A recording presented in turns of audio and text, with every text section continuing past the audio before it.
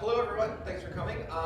My name is Joel Levin. Some people call me the Minecraft teacher, and I'm really excited that we're all here to talk to you today. And to, I'm the one that tends to be in the spotlight, which I'm slightly still uncomfortable with, and because I'm an American.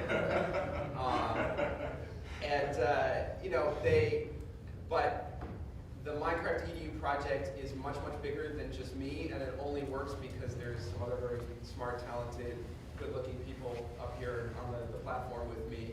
And so I think it's great that you're going to meet them and kind of find out what they do. So maybe we'll just start by, we'll go down the line and have everyone just say your name and what you do with the MineCraftEDU project, or the teacher gaming company. So we form a company called Teacher Gaming, which makes, among other things, MineCraftEDU. So.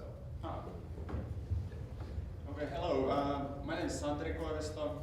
I'm first of the 5 Finnish in here. Probably, I don't know if some of you are also from Finland. But yeah, I actually act as a CEO of the company. I was one that, well, a super brief history. Me and Aleksi were there sort of putting up the company first, and Joel was the one in the United States getting all the sort of the hype around Minecraft education, and then sort of we formed up during July 2011, and from there our sort of history together started.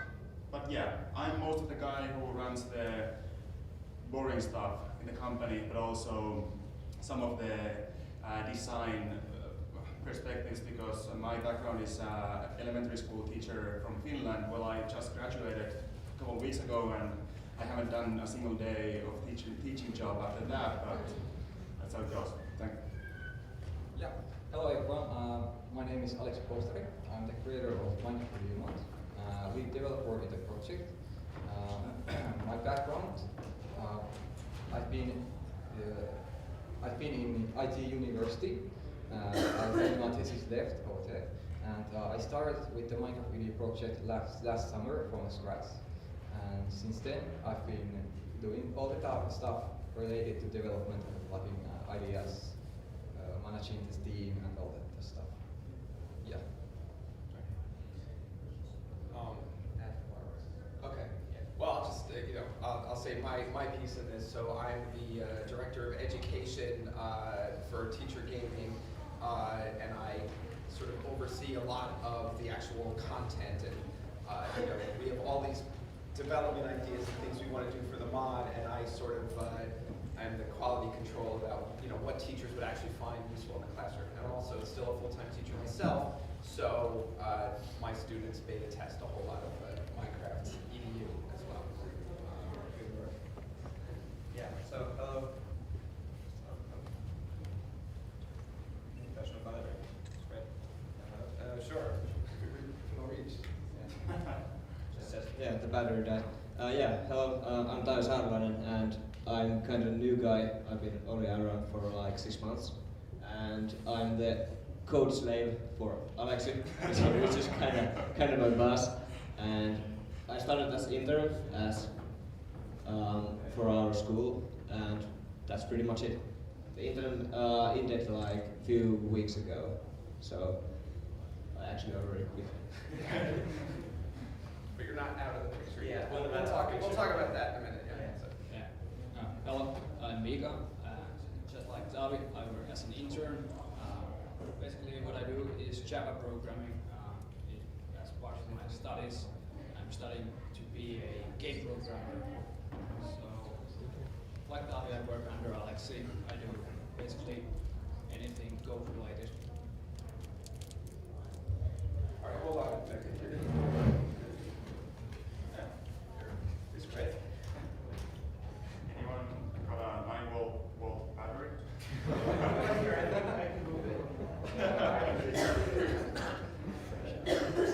Kan du ha en 9-volt battery here? The wireless mic instead. Yeah. Yep, hello. My name is Toni Paavola. I'm a developer. I work mainly with Aleksi. And My history is I did my internship, same as these guys, about a year ago, and since September I've been really working as a member of the coding team. And I do same stuff as the rest of these guys, mainly programming. Okay. Thank you. So I thought how we kind of work this is we look a little bit at the past, how this all kind of came to be, how we ended up working with Mojang, or Mojang, as these guys say. I've heard them say, I've heard Carl say Mojang, so I don't know. Yeah. Who thinks it's Mojang? Who thinks it's Mojang?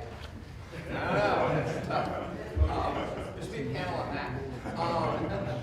So, I thought we'd look a little at the past and then sort of the future, kind of where we see this mod going, and then, spend most of the time answering questions from you guys. So, maybe Santeri, maybe talk about how this got started and, sort of how we came up with both the business relationship with Mojang, but then also, the idea that Mojang wanted to support the idea of Minecraft in schools and kind of maybe some of the philosophy behind it. One question first. How many of you actually know what is MineCraftEDU?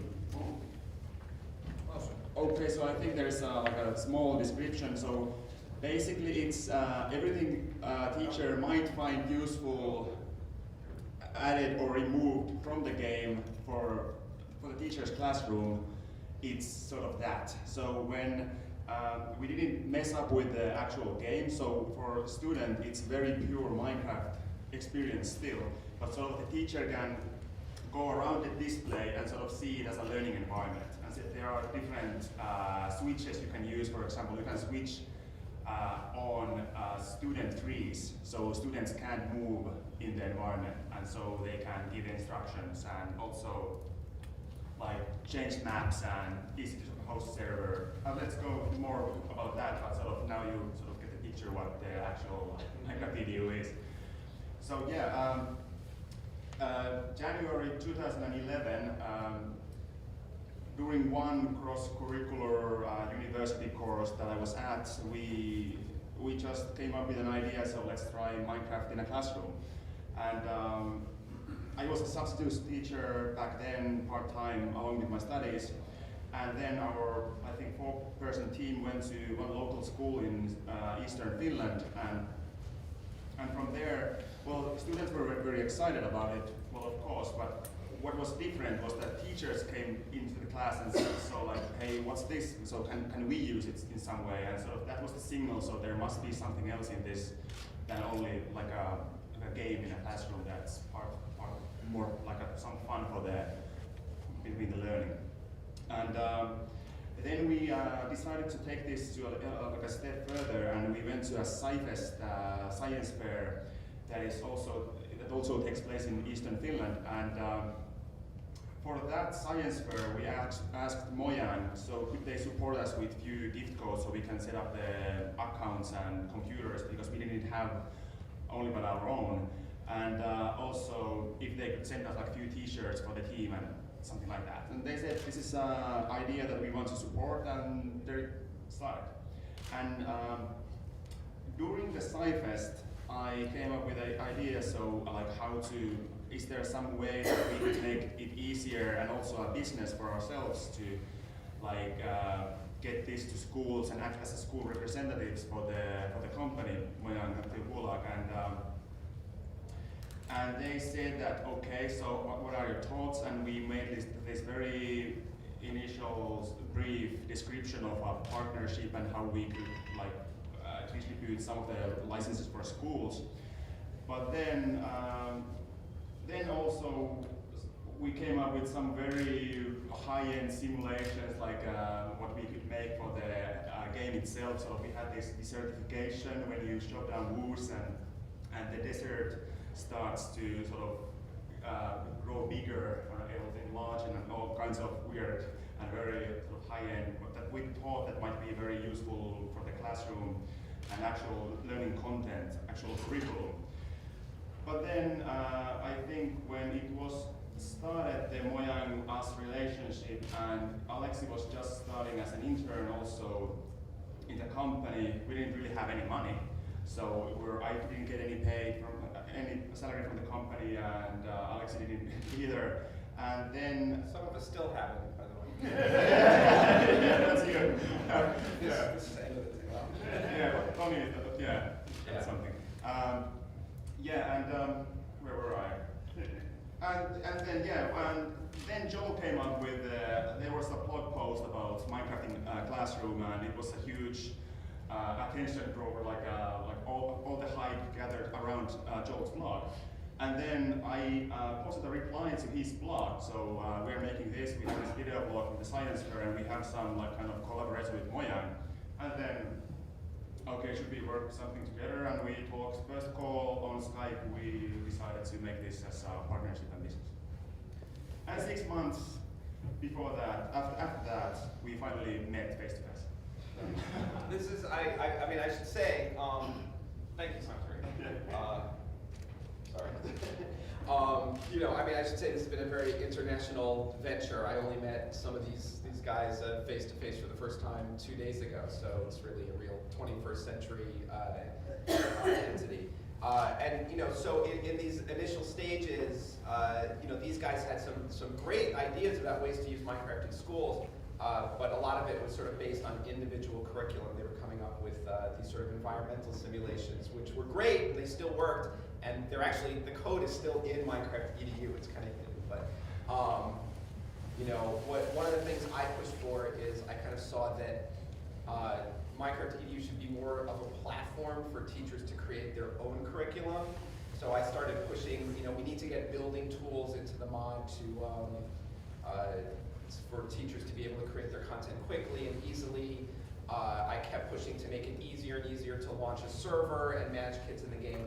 You know, we're all gamers in the room probably, or mostly, and so, you know, and we're techies and we can figure out how to get a server up and running. But, you know, if we want the history teachers, the English teachers, the language teachers, and social studies teachers of the world to be able to do this, you know, we started lowering the barrier of entry. So, you know, I want to ask Aleksi, kind of following that, when you started working with the code, you know, we talked about, is this going to be a bucket mod? Are we going to be our own standalone version? We ended up being a standalone version. There were a lot of pros and cons of different ways. So maybe talk about what it was like to start working with the code and, you know, to try to keep up with all of our crazy ideas, and then, you know, working with Mojang and Jab, you know, what that relationship's been like. Yeah. So I started last summer working with MineCraftEDU. I first took a look with the bucket mods and stuff like that. But we wanted client-side mods. We wanted total conversations where we can do anything we want to do with the Minecraft. So we ended up with just Minecraft standard, Minecraft servers, and we used MCV Minecraft Core pack. And I started with that pack, and I started from scratch. I started learning how to do blocks with Minecraft. I started learning how to do entities and GUIs, graphical user interface, and something like that. And yeah, and eventually I had like working version in a month or two. We had the first versions very quickly, yeah. Yeah. You had the first versions. I think I did the translation system support for Minecraft in a week, and did some more stuff like that. It was very fast, and I did the server 2 in like 2 weeks, the first draft. And the iterations have been so that I first create the basic template of the program, and after I finished the basic template of the program, the graphical user interface, and all the stuff that make it work, I send it to Joel or Santeri and just take a look at the software and say what's good, what's bad, and then I'll just improve. So yeah, that's where most it. And do you want to say sort of what Jab and the other Mojangists have, you know, been able to offer us and help us? Do you want to? Yeah, I've been in contact with Jeb like once a month or something. Yeah, not that often. And they've offered us the Minecraft source code at one point, and they've offered us the Minecraft launcher source code and stuff like that. But mostly, they don't have the time to help us with the development. Just they are constantly doing their own stuff. So mostly we have to do all the stuff ourselves. So that's not that much help from the merchant side. Yeah. Thank you. So maybe we could just go down the line and each of you want to say, you know, kind of what stage the project is in when you joined, and then like something specifically, whether it was in the mod itself or, you know, with the web development, something that you contributed that was proud of or challenging or. Yeah, mostly when I came in there was like only bug fixes left, and we kind of tweaked everything. We reformatted the quiz and installer. I was the guy pretty much behind the new installer. Has anyone used it yet? The new installer? Yeah, at least one guy. Yeah. Did you like it? It was difficult for me because I'm not that technical, but, Okay. but I yes, it was good. But anyways, I had to think through a lot of things that I never had to think about. So. Yeah. I'm not going to feel bad about making people think. So. Yeah. And by the way, you mentioned the quiz block very quickly, but that's Yeah. not actually a feature Yeah. that's in Okay. here. Do you want to explain what it is? Quiz block. It's like, well, actually, Mika can explain it because you're Okay, the guy fair enough. mostly behind it. I created some web development, retweaked the members area. Probably a few of you remember the old one and the new one. And well, yeah, mostly bug fixes. Funniest bug fix probably was that when you go to the Nether and you use teleport blocks there, and if you teleport to another block, you don't teleport to the real world, but you teleport inside the Nether. It was pretty tricky to fix and stuff like that. How many of you actually have MineCraftEDU? Oh, okay. All right. Okay. No, it's all right. So we should explain. We should not assume people know what our special features are. Yeah. Well, teleport blocks. You can place blocks around the world, and you can kind of swap between them however you like. I mean, yeah, so a lot of the features that we put in MineCraftEDU are things that you can do on a regular server, a bucket server, you know, being able to create borders or places where players can and can't build. But we've really done a lot of work to kind of simplify it and to use blocks for these things. So rather than have to type commands, teleport home, we create a teleport block with controls and buttons that you can set, you know, where, you know, what teleport blocks link to each other, that kind of thing. Or if you want to define a border where the students are not able to cross, they're just border blocks. So, you know, this is part of the process of simplifying sort of these concepts for teachers. We talk about using the language of blocks, which is kind of a good fit for Minecraft. And it's also, excuse me, you know, I talk about teachers creating lessons using these tools, but some of the most fascinating and rewarding things for me is when I turn the quote-unquote teacher tools over to the students and let them create their own adventures and their own custom maps. And they either do things for fun or they do things, they create lesson worlds for each other. And you know, anything, as a teacher, anything you can do to turn a student from a consumer of entertainment into a producer of entertainment is really meaningful, and it's a great experience for them, and there's a lot of learning that happens. Anyway, do you want to pass the mic? So I mostly dealt with the client-side code of Minecraft. The first thing I worked on was the teleportation block, which allows you to basically teleport from one block to another. I've also worked on the information block, which basically is like a notepad inside a block, which you can edit. And I've also worked on the quiz block, which basically makes a block into like a quiz machine. You can set your own questions, and then students can answer those, and you can combine this with redstone and such. It's a really cool feature. Not yet in the game, but hopefully it will be soon. Right. Right. so the idea is, a teacher can set up questions, and if the student gets the right answer, that will trigger Redstone, which can then open a door. There's a lot of sort of gameplay possibilities in there. And we got that feature working pretty quickly. It's not in the mod yet because we realized there's sort of a back end. You want to be able to do some real data collection so you can really assess what the students are doing in the game. And that, we didn't want to rush that. That's a feature we wanted to do right. We want to sort of have a whole assessment tool kind of as a back end to MineCraftEDU. So that is a feature that's coming.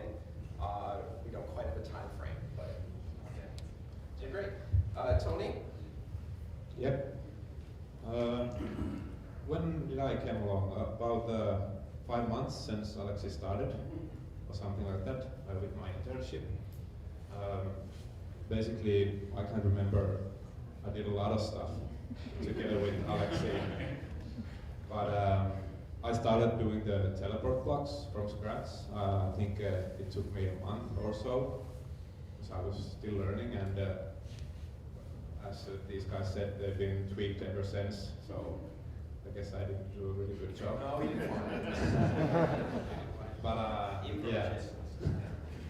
And lately, I've been doing a lot of updates, when Minecraft updates and the MCP quarterback updates, and I put all the EDU stuff to the MCP.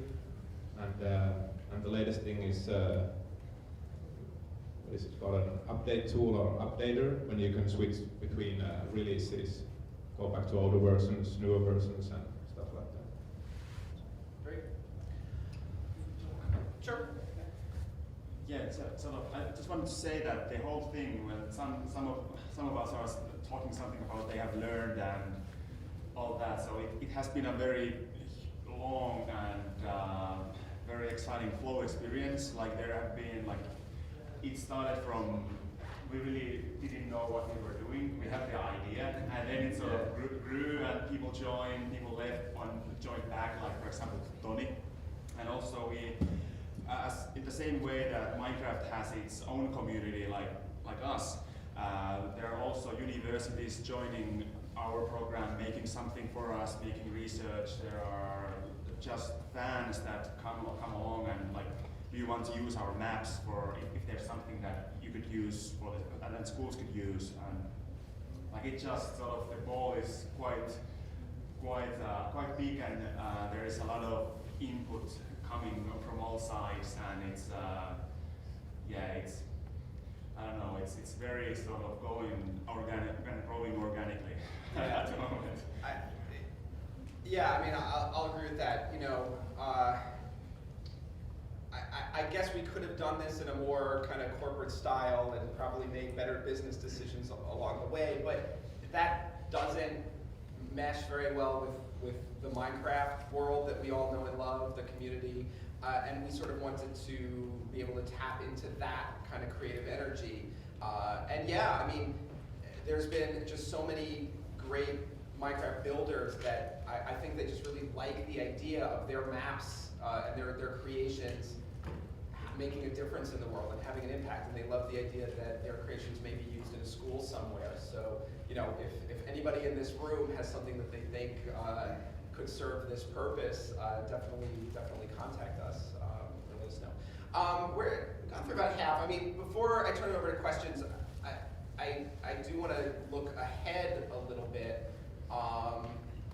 We've really been in heavy software development mode for over a year now,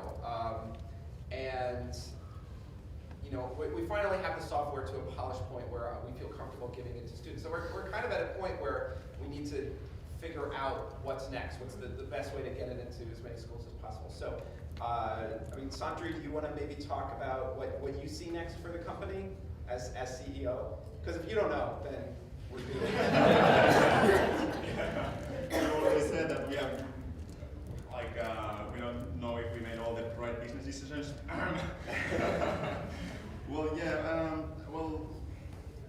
Well, maybe the first thing is to make all the 360 approach for the schools. Meaning that there are evaluation is one one possibility, teachers could evaluate what the students have been doing since 1.5 hours.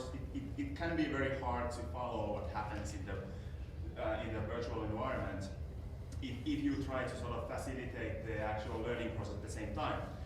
And also the content, sort of sharing and downloading content is one of the sort of the last features that are now coming before the sort of the heavy programming period ends. And also we have been, now it's very concentrated on and very, like the polishing has been taking place in the classroom environment. So now not all schools can just download Java archive and extract it and start playing. So we need to, like many schools have been asking for like a service that they can get a third-party host and all the things are made for them and they can just start playing. And also different kind of embedded ways to use it as a part of learning environment, like a Moodle. Well, maybe not Moodle, but for example, some more high-end. I mean, but like to integrate it into existing school web infrastructure. Yeah, for example, a very concrete example is that small students can barely keep in mind, like memorize one single login information. So when there are like a learning environment, some other environments where you can do your homework, then there's Minecraft. Maybe they can memorize Minecraft, but we don't know if they can memorize more if they reserve the slot for Minecraft credential. Yeah, about the development side, Santeri mentioned the map sharing tool and such things. So about the development, we've been focusing on first creating the updater, making the MineCraftEDU launcher and all work correctly, maybe create the web version, and then like the map sharing tool, updater, when you have all these basic tools in MineCraftEDU, we can then start creating more special effects like erosion and such effects that affect the gameplay, not the actual game. And maybe one more Yeah. thing. And now just wanted to tell you that we started working with 2 universities. Well, because nowadays I live in Madrid, so I try to get the best out of the time I spent there. And we started working with Complutense University and Autonoma University from Madrid to make like Minecraft, within Minecraft, some tools, so very small children like 7-8-year-old in schools can start figuring out how to make basic programming. So that's one bigger initiative that will take place during the next year. Definitely. Yeah, I mean that. I mean, to me, that's one of our kind of holy grails. Is everything that's great about Minecraft taking advantage of, but sort of under the surface, there's all this code, and if we can get the kids to go to the next step and start learning to program using MineCraftEDU or some version of it. And I believe the creator of Computercraft, was he going to be here? He's not here. But there's other people out there that have taken steps to this who sort of, did anyone learn to program using Logo with the turtle and drawing shapes? That's how I started. Yeah, okay, excellent. We've been talking about ways to, there have people that have gotten that kind of programming experience designed for very young children into the game, and that's something we really, really want to do. So, the idea is, students would get the whole experience of game creation from the lowest level of learning to program, and also high concepts of being able to map out sort of different gameplay experiences and test and iterate and go through the process that real game designers do. All right, so I would love to get some questions from the audience here. Yes? Let's just take it back to a teacher who's somewhat tech savvy but not very. They have this fantastic idea at primary school. I'd really like to use Minecraft with those 9-10-year-olds, but if I just download the demo version, they can't really play, they can't have their own identity. I can't let some of them who have a Minecraft identity use that in school, because then the others say, well, I can't play. And I know there is MineCraftEDU and you can have all this teacher control and all that, but it's there, but how do you get from this basic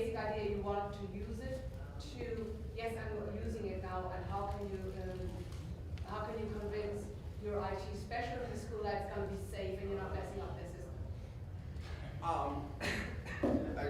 Do you want to? Well, I mean, I'll broadly answer, and maybe these guys can talk a little more specifics.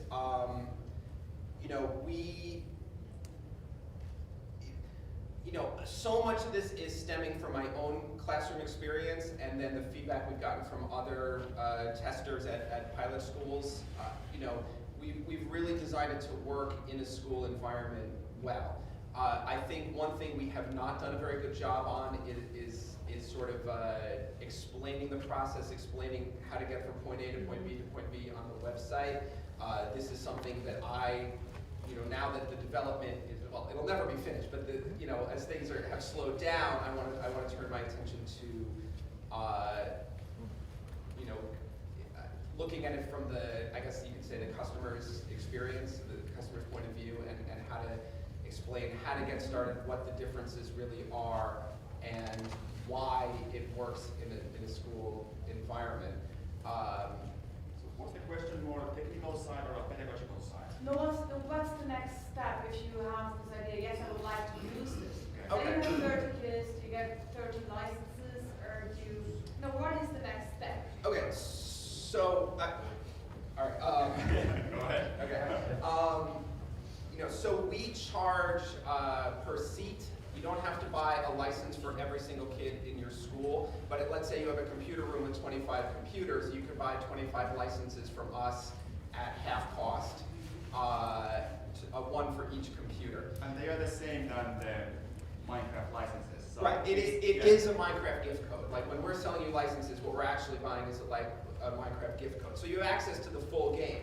But if you choose to download MineCraftEDU and install that on your school computers, you get access to all these teacher tools. And some of the things you mentioned about students, some kids already having accounts and wanting to use their name or not, that's one of the first things we put into MineCraftEDU was the ability to have the students type, as soon as they log in, they can type their own name. They can scroll through a list of skins to choose their appearance. This is something that's very important to especially young children to be able to kind of create their own identity in the game. Even though they share a license with somebody else. Even though they share a license, it's at the point that they log in, they can choose their appearance. Because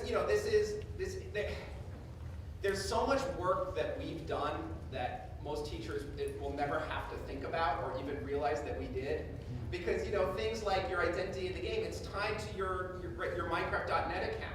And if you can't use a personal Minecraft.net account in school, either because the school can't buy enough licenses or it's blocked, the school has a proxy or firewall and it can't get to the Minecraft servers, it falls apart. So we've sort of addressed a lot of sort of technical, but also gameplay and social and curricular issues like that through the experience. Were you waiting at Yeah, actually about the ID part for your IT guys.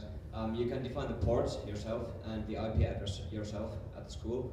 So there's kind of no problem because every school should have at least some kind of LAN or internet connection, right? And should be. And yeah, you can kind of define everything you want to. So you just enter the IP of the local machine, or you enter the IP of the hosting machine. So you can contact via LAN or you can contact via internet. So there's no kind of problem between them. Right. I mean, you can run a MineCraftEDU server like a traditional server and host it online if you choose to. But how we decided, sort of the primary use case scenario that we designed was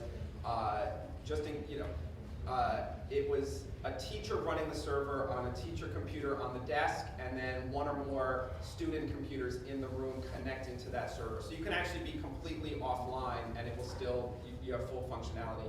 And that was one of the first things that we asked Mojang for, and they said yes, the ability to allow schools to be able to play the game fully featured without an internet connection. That's something you cannot do with regular Minecraft. Yeah, it doesn't affect the, You can authenticate, and there are reasons and cases where you want to do that for security. You can still use Mojang's account security to prevent people from impersonating each other. But in the simplest case or the most disconnected case, it's fully featured. Yeah. Is there another question? Yeah. with some young adults, 16 to 18, with Asperger's syndrome. And one of the problems they have is communication. And I thought this was a fantastic program. If I could actually take a program into a school, into various schools, and use that to help them communicate. So the lesson would be something like they're doing collaborative fields, so actually having to talk to each other to do things. I don't know really how to approach the school, because I've looked at your website a while ago, and I really need a sales skill.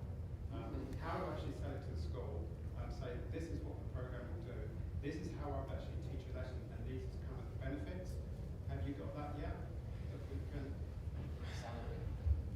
Yeah, and we have one great reference for that kind of job. He's a teacher from Denmark, and I think that the best way to convince people for that kind of use is to contact. I can give, or if you can give me your like contact details, I can connect you with the Danish teacher, and I think that's the best way to go to get someone to really believe and try this. Also, I'll just say, at MineCon last year, I was on a panel with, it was the Minecraft as a tool for social change, something like that panel. And there were two mothers on that panel of children, their son had Asperger's, and they were speaking specifically to the benefits that they've seen in their children from playing the game, both sort of from a technological and a social standpoint. It's, in one case, she was saying, her son went from really being ostracized to admired in his school environment because of his knowledge and ability in Minecraft, and just what a powerful experience that was. So I can put you in contact with them, but this does sort of circle back around to what Sabine was saying about, we need to do a better job sort of explaining how to get started on our own website for people like you looking for that information. All right, someone how about in the Leo? No, not Leo. Martins. Martins. Yeah. Martins. Thank you. Maybe just a short technical question, because you guys are constantly, trying to keep up with Mojang updating. What version is MineCraftEDU on now at the place? Yeah. Yes. So whenever Minecraft releases a new version, Minecraft Coder Pack does the new work to get the new source code out for us, and it takes like few days, like 2 days right now. They have improved their tools, but for us, for our part, we have really large code base, so it can take from 1 day to a week to merge the existing code from old Minecraft version to the neighbor version. So right now we are just running catch up with Minecraft versions, so it's not very beneficial for art right now. Yeah. Right. I mean, we often run about one version behind, and it's really important to us to try to stay current, because kids play and they do all these new features at home, and then they want to use them in class. So we do the best we can, but Minecraft is updated relentlessly, and so that's one of our big, to stay ahead of that curve and also get our own features and our own innovations into the game. It's challenging. And then it's also, it's sort of a positive and sort of a minus. There's been a number of features that we've gotten working that then Jeb and company have then taken versions of and put in the original game, which is, we actually had translations working before the official Minecraft did. We had ways to write text in the game before Minecraft introduced books, and there's like several other things like that. We had a searchable inventory. Server-side texture packs. So there's all these things, and I'm not saying that they didn't copy us necessarily. I mean, a lot of these things are, sort of common things that everybody wanted, although they haven't been into checking us out and taking ideas. So we're honored by that, but it's also a lot of work, because then either we have to reverse engineer our features to work with them, or scrap ours and use the new. So there's a lot of wasted cycles, so to speak, in the development process. If I can answer quickly, the EDU stuff is in 1.4.5. The client is ready, and I'm doing the server side next week, I think. So if there's no problems, should be out shortly. Great. So, like one of the what Joe was, and some of the sort of the dilemmas we have with this project are just from the reason that this is very unique project, and one of the, I think, we started way before Portal 2 was started, or they started to convert it to educational use, and so when we started, we really didn't know anything about how this would work.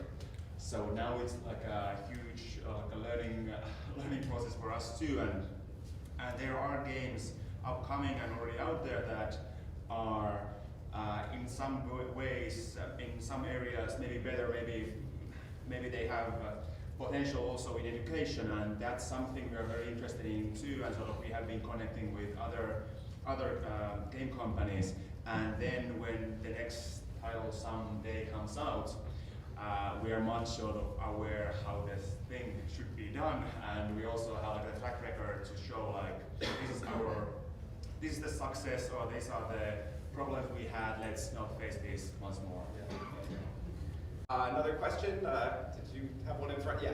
Sure. I wondered if you'd considered the possibility, you talk about using sort of Minecraft community ethos to bring in more participation and idea generation. And I wondered if you had thought about that for the front end, not so much the technical side, but in the ideation for how do you get into, for example, her solutions. It sounds like there's a lot of solutioneering that needs to be done, right? Solutioneering. Yeah.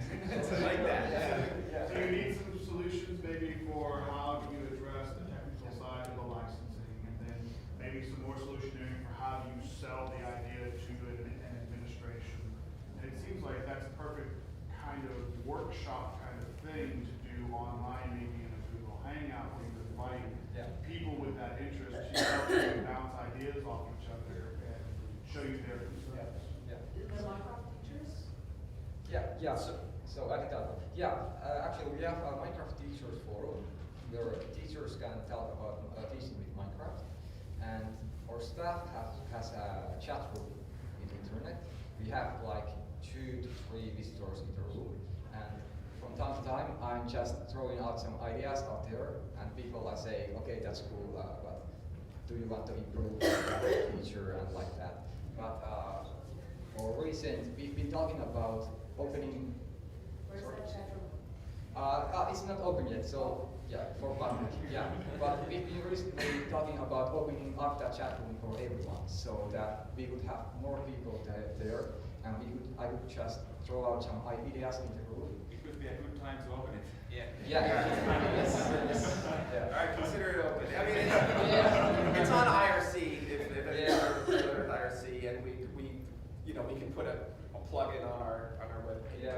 I would just encourage you to set a schedule and topics so that people know they're going to come at this time in this place for this topic, so that you get people who are interested in that. I mean, I think one of the biggest challenges, we sort of have these systems in place, but one of the biggest challenges has been discovery and allowing people to get on topic information.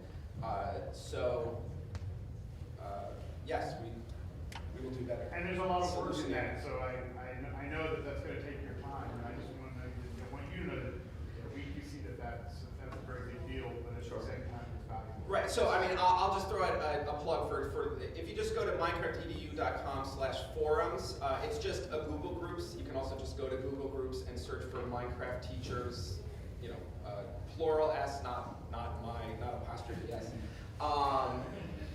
And so, we have, there's over 100 teachers, educators, or just other interested parties on that group, kicking ideas around and talking about what they've done, and that's really it. So, but these are the early adopters. These are the people who have sought us out or we've invited into the community. I think what we really need to do is kind of flip the lens around, so to speak, so that we're broadcasting what's going on in these communities and ways for people to discover them. So, but anybody who's worked in the game industry knows that community management is a very delicate but important aspect. So we're trying to, it's very easy to kill a community. Anyone who runs a popular Minecraft server knows that it can become unpopular overnight. So we're trying to do it right, so we're saying. One sentence to that. Yeah, sure. There is a website set up. Oh, yes, you have a great website, by yeah. a primary school teacher called primaryminecraft.com, and I set that up as part of a university course I did a year ago. So it's kind of up to date. It has MineCraftEDU in it and some general ideas on Minecraft in primary schools. So primaryminecraft.com. Okay. Sure. And we also have a wiki, MineCraftEDU.com/wiki, which has a lot of information about the inner workings of MineCraftEDU and some links to real-world examples that other teachers have done and some curricular stuff. But I'll be brutally honest here. I personally think the wiki's a mess. It needs a lot of reorganization. It needs some cleanup. So, if any of you want to get involved, it's a wiki. I mean, it survives on community involvement. We just really haven't had time to tackle that. If any of you would like to contribute some time shuffling articles around into a way that would be more useful for newcomers to find the information they're looking for, we would welcome that. And I think just let us know on the forums or email us directly. We can give you an account on the wiki. Is that how it works? I'm a little scared to just straight open it up to the world at large. Another question? Yeah. You kind of reference, kind of a criterion reference assessment kind of tool maybe for reading, math, and writing. Is that how I understood that? Where they would be assessed on what they know.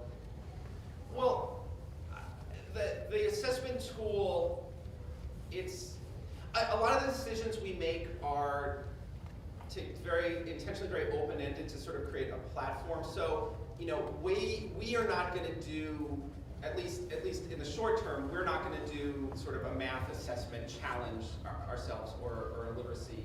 But what we're going to do is give teachers the tool, like the quiz blocks we were talking about.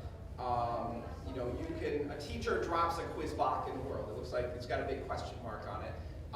And the student walks up and clicks on it. And the teacher can decide whether they want to, is it a multiple choice question? Is it a true-false question? Is it a long-form question? Or is it a short-form question? And the teacher, if appropriate, can set if there are correct answers or not. And there can be multiple questions. They can go through a series of questions. It would be very, very easy to create an assessment about math skills and how the students work out the answers and then input their answers through Minecraft. I mean, I think using a quiz block in Minecraft is much more fun than filling in a little oval or something. But what we've done some work on is the back end. So to present this data in a way that's useful to the, first of all, to the teacher, but then can also possibly be aggregated to do some larger research. And that's the part that's not implemented yet. Does that answer your question? Yes. And then can this be used on an iPad, MineCraftEDU? The MineCraftEDU works on Mac, PC, and Linux right now.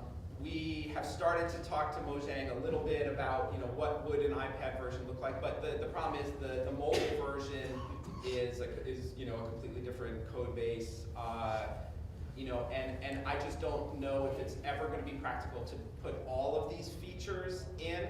What I would like to see happen is us to work out a way for schools to buy the mobile version in sort of the same process that they buy from us, so that maybe they could buy the mobile version at a discount, and then we would perhaps create curriculum around it. But I could be wrong, I'm never say never, but I doubt we'll be modifying the mobile version anywhere near to the extent that we've modified the desktop version.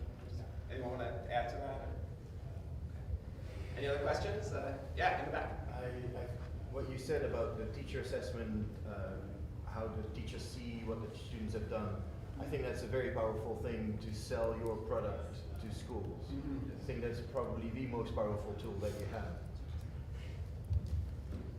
Yeah, we have been very lucky so far that schools have been founding us. So we hope that we crack 1,000 schools before Christmas. So in 1 year that we have been promoting this openly, I think for a mainstream game it's quite a good number. And and from the evaluation side, it's as a teacher, it's many have been asking that, and we had a project with Carnegie Mellon University. We throw them an idea, and they produce it as like a very powerful quality database, like a time-lapse tool, so you can see the whole learning process. But the problem with that, to be like open with it, was that it was made on top of wrong code. So we have like we have to rewrite the whole thing before we can actually use that. But it's hopefully it will be out. So because I strongly believe that's like a big deal for universities and all the people interested in learning in virtual worlds when they get access to that. Right. So yeah. We actually Carnegie Mellon, they did the assessment tool, evaluation tool, so you can see which student did which block in the world and just answered which questions and went there. But the problem was that they did it in a framework, that doesn't really work with Minecraft that well. They have to start a separate program and select the world they want to be in, and there's a lot of work to make it work. So. Right. Yeah. I mean, you know, I consider it a successful proof of concept. Yeah. It was based off of the, what was the mapping tool? It wasn't MCEdit, it was X-ray Minecraft. Minecraft, yeah, so there's a mod that allows you to see the world. So the creator of that mod gave us permission to modify the code. So the teacher can actually fly through the world and it's color coded. Blocks have an overlay over them, it's color coded which student did what. And it also had, you know, how many blocks were mined and how many blocks were placed by individual students and things like that. So it was cool, but it just didn't integrate the way we needed it to, and it was clunky to use. But it showed us that it can work. And you know, in our copious free time, we will sort of reinvent that and make it something that's up to our standards. Something else. Sorry. Actually, are we? We are out of time. We have to. There's another group waiting in the room. So, thank you all for coming. I know Santeri and I have to run off to another meeting, but maybe these guys will be around to answer questions, and we'll be floating around all day. I would love it if anybody has questions. Come and find us. I'm going to leave a small stack of business cards here. Yeah, if you want to go to, for example, use Daryl at teachergaming.com and send us an email and said that you were on this panel. I want to try MineCraftEDU. We can open it up an app for you. Yeah. So